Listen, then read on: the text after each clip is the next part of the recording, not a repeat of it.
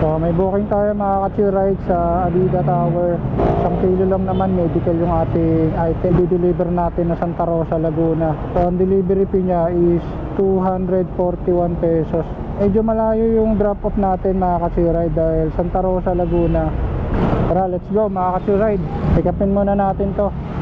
Pero sasabayan natin to ng ibang delivery courier para sulit yung biyahe natin. Siyempre, di ba, mahal ng gasolina ngayon. Tapos, ang baba pa ng rate. Tower 7, sir. Tower 7, ito. Ito? Ay, mga sa likod yung building nila. Sige, sir. Salamat, sir.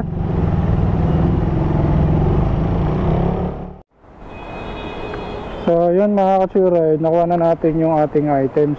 Hindi na natin to i-double book. Gawa nga nung medical test ito, emergency. Insulin pala tong ano natin, insulin itong deliver natin.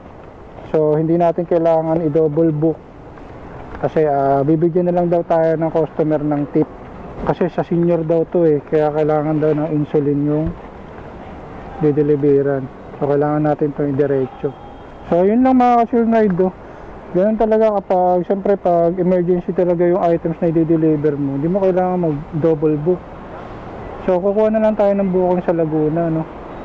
Pabalik natin ng Maynila. So yun lang mga ka-ride, na update ko kayo kapag malapit na tayo sa Santa Rosa, Laguna. Alright, peace out. I don't know where you're going, but I know the road is long. Wonder if you could use some company. Welcome, San Pedro. San Pedro, Laguna na tayo mga ka-ride. So meron pa tayong 11 kilometers papunta sa ating drop off. Pero at least naka isang Laguna na tayo, di ba? San Pedro na to Tapos ng San Pedro, Binyan, tapos Santa Rosa.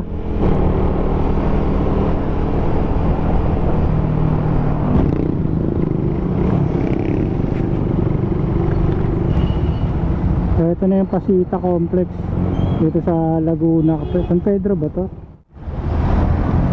Binyan Laguna na ito nasa Binyan Laguna na ako. Central Mall, Binyan. So Binyan Laguna na tayo mga ka-ride. At meron pa tayo 6 kilometers papunta sa ating drop off point. City of Santa Rosa. Santa Rosa, Laguna na tayo mga ka-ride. Meron pa tayong 4 kilometers.